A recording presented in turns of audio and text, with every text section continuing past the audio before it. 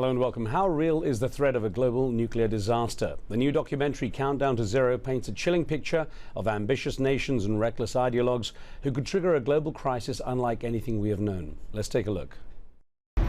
We estimate that there are about 23,000 nuclear weapons in the world.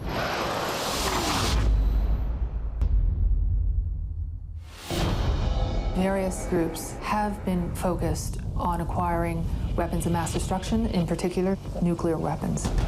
All the black market seizures that I'm aware of were caught by luck. Iran, North Korea, they are prepared to start trading nuclear weapons technology. The objective of Al-Qaeda is to, quote, kill 4 million Americans. You're not going to get to kill 4 million people by hijacking airplanes and crashing them into buildings. I state with conviction America's commitment to seek a world without nuclear weapons. Would it not be better to do away with them entirely?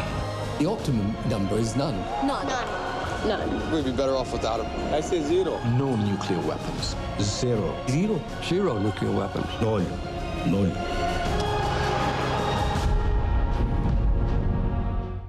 Well, that was an excerpt of the documentary Countdown to Zero. On today's show, we'll try to answer the most important question the film asks, which is, how can the world collectively deal with the threat of a nuclear disaster? Remember, you can join our conversation with your SMS or emails. We can also take your phone calls on the show.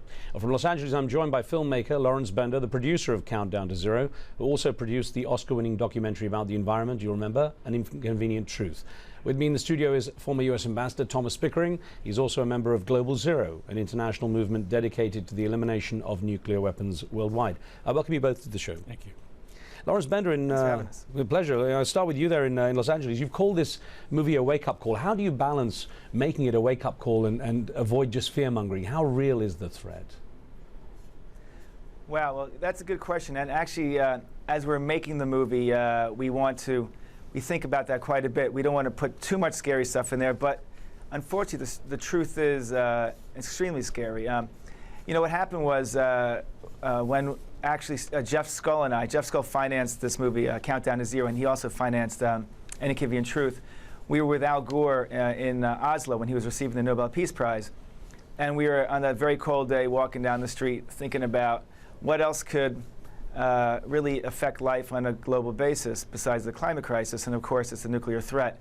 And that's when we embarked on putting this movie together along with the Global Zero folks, Bruce Blair and Matt Brown. But that's exactly the point, is that post-Cold War, but now post-9/11, the threat of a nuclear disaster is not so much a state attacking another state. It's really a terrorist getting their hands on a nuclear weapon. And that's one of the main parts of the movie that we look at, as you showed in the clip you just showed. Well, let me bring in Ambassador Thomas Pickering here. Sir, good to talk with you again. Thank you, Riz. Sir, it isn't the argument usually put forward by those who have nuclear weapons, these are a deterrent. You know, if we didn't have them, the world would be a more dangerous place. In what way does that no longer apply? Well, it no longer applies because the capacity of weapons to be a deterrent to a non-governmental organization, a terrorist group, is very limited, and people are worried about that, as they should be. That conjunction of events, I think, is probably as high on anybody's threat list as any that I can think of.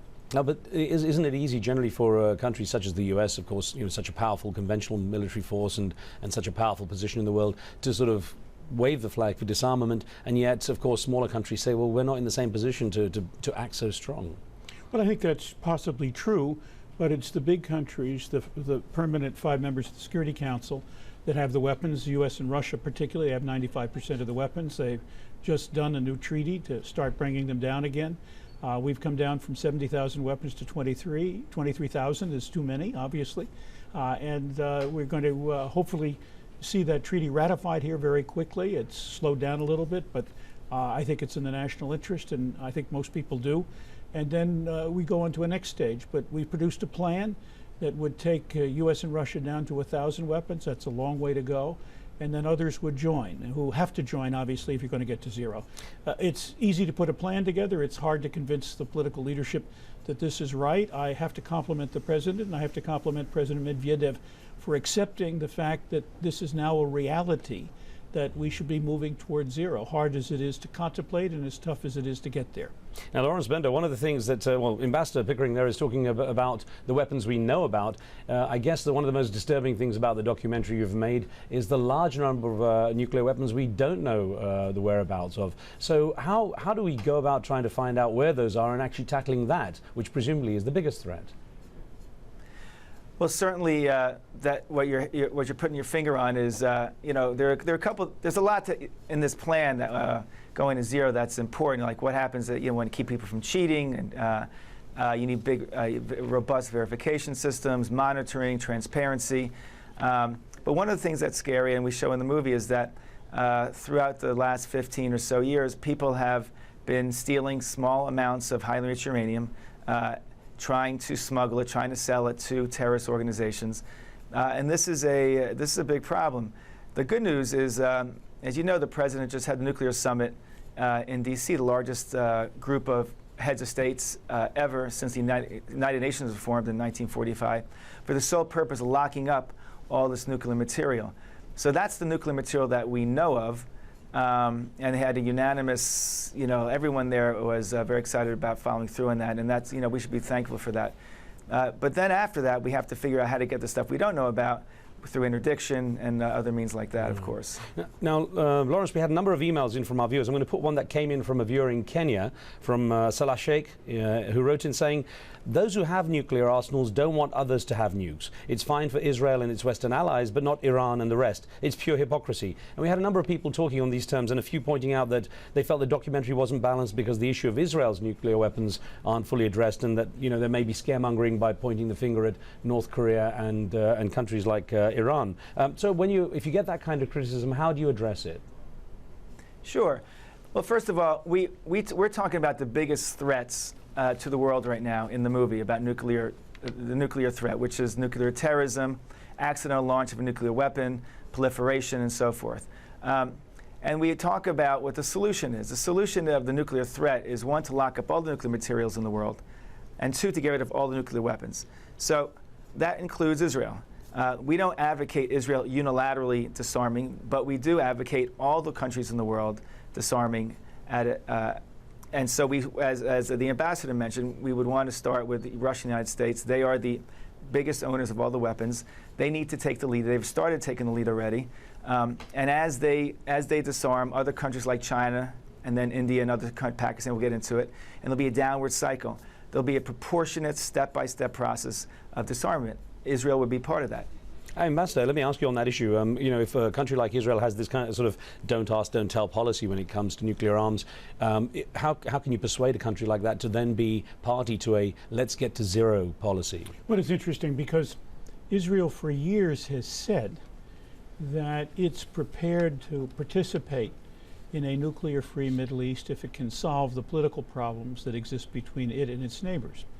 Now, that isn't admitting or it isn't denying Israel's possession of nuclear weapons, but it holds the door open to a possibility.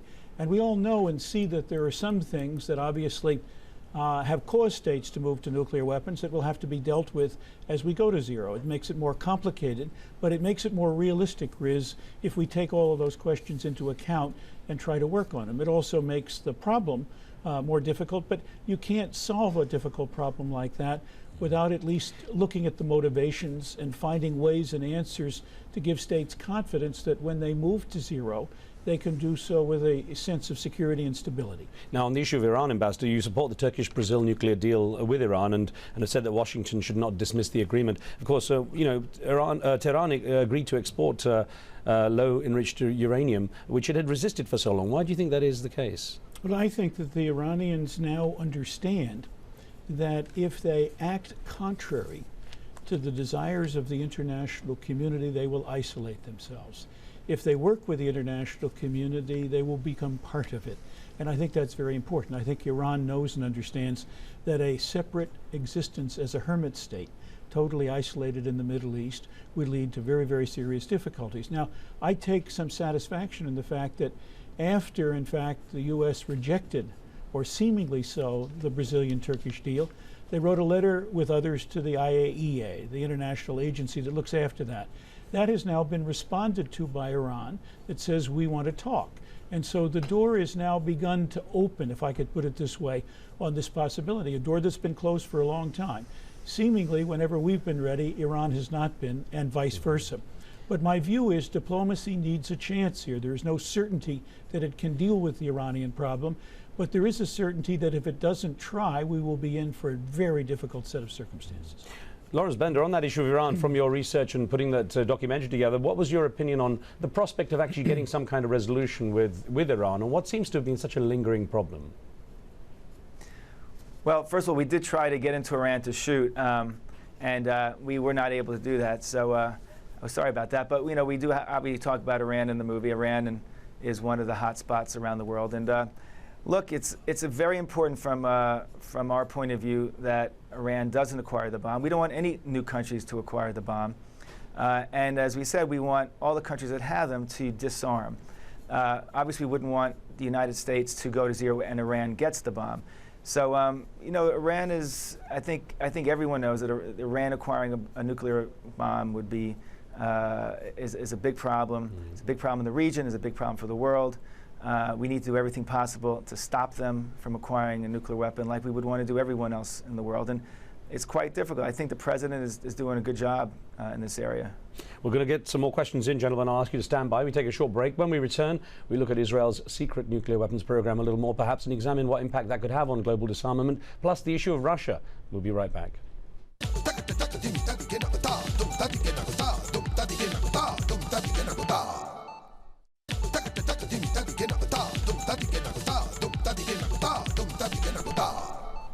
Welcome back. How grave is the threat of a nuclear disaster? The new documentary, Countdown to Zero, warns of an impending tragedy unless the world acts collectively to eliminate nuclear weapons. Well, can we really have a nuclear-free world, especially given that some nations, such as Israel, don't acknowledge having nuclear weapons programs?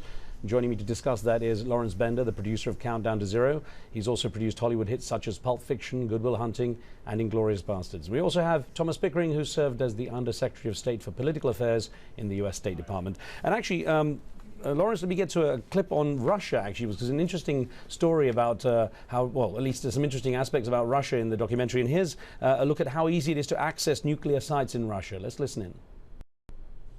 There was a case at a Russian naval base in the early 1990s. One of the naval personnel told a relative of his where the highly enriched uranium at this base was. This relative walked through a gaping hole and a security fence, walked up to what you and I would consider to be a tool shed, snapped the padlock with an iron bar. He set off no alarm. He was not detected at all. The Russian military prosecutor in that case said, quote, potatoes were guarded better. That's a frightening thought. In your opinion, Lawrence, how has Russia contributed to the proliferation of nuclear technology in the international black market? Well, of course, when the Soviet Union collapsed, as the states collapsed, there was a lot of issues with holding on to securing the materials. And but there's been a lot of money coming from our country to help them secure all these areas, pay the scientists to secure the areas where they are. So I think we're in much better shape than we were then. But at that point, there was a lot of material that went missing. There's a lot of material on the black market right now. And that's one of the scary things that, right now what we talk about in the movie is that it's not so hard to build a bomb at this point. You could find, a scientist can pretty much figure out what's on the internet, readily available materials. You can build a bomb. So then what's difficult is getting your hands on that fissile material, that highly enriched uranium, to put in the bomb. That's the scary part. And so we need to do everything we can, obviously, to make sure that we find all the stuff that's on the black market. And we go into that in some other areas in the movie where we talk about different people stealing stuff and getting caught. And one thing we mentioned in the movie is that most of the stuff that's gone missing, we don't actually know it's gone missing until it's been found. Right. Well, interesting also, Lawrence, there's a piece about how Boris Yeltsin happened to manage to avoid nuclear war. Yeah, there's an amazing story. In 1995, we were shooting a rocket up in the North Pole to study the Northern Lights. Of course, we informed Russia that this was happening, but it didn't get to the warning, or that we were doing this didn't get to the top of the command and control. and all of a sudden they thought they were being attacked by the United States. And they literally brought in the black box to President Yeltsin and said, you have a very short amount of time to decide what to do. Then there's a strategy where you're supposed to launch your nuclear weapons before the ones from the other side hit your ground, so that you don't blow up and you get to push your button. So it's a very intense situation that happened, and they quip about it in the movie because Boris Yeltsin was known to drink a lot, and they say luckily he wasn't drunk and he didn't push the button. But it was actually a very scary moment in our history, and no one knows exactly what happened there, but obviously he didn't push the button. We've got Abraham on the line from Sweden. Thanks for your patience, Abraham. What would you like to ask? Yeah, my question is, history shows us false accusations. The Gulf of Tonkin in Vietnam and recently in Iraq.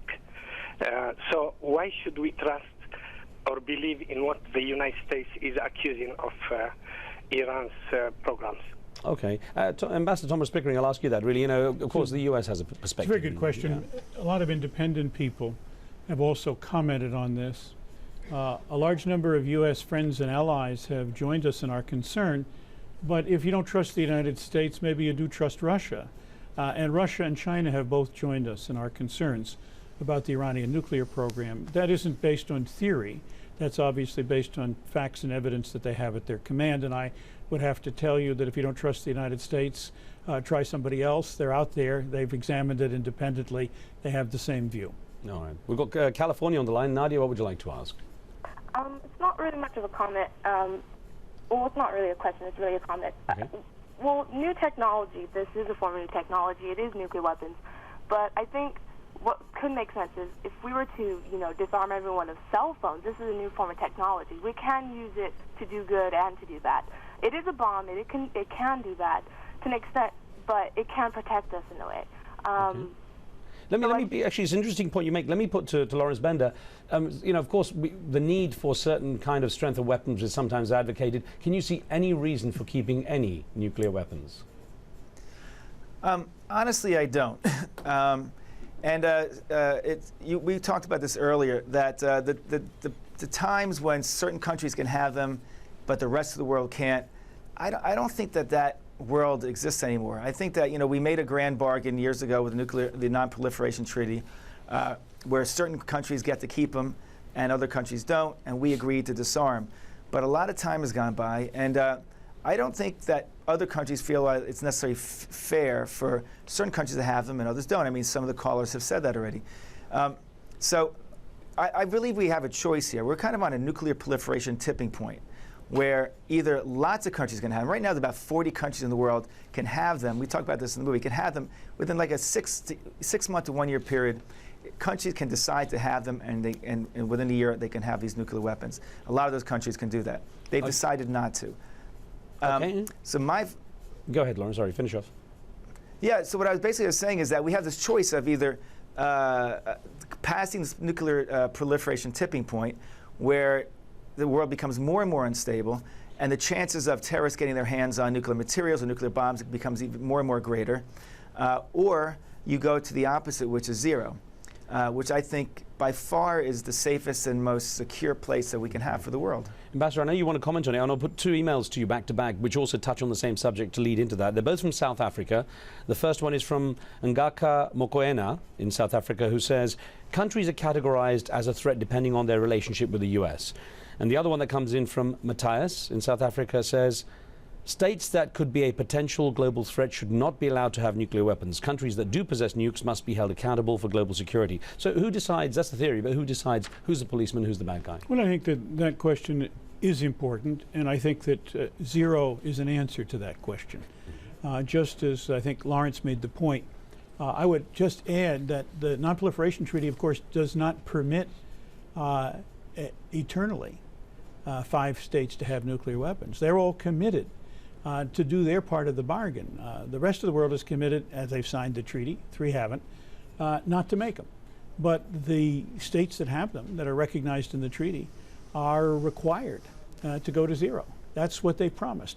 Now, a lot of people were skeptical about that, and it was 4 Americans, Shultz and Kissinger and Bill Perry and Sam Nunn, who suddenly brought this issue out of the closet and said, look, in this coming world, with accidents, with miscalculation, with weapons in the hands of terrorism, we have a serious problem. We ought to see if we can work to find an answer to the serious problem. It was very much on Ronald Reagan's mind.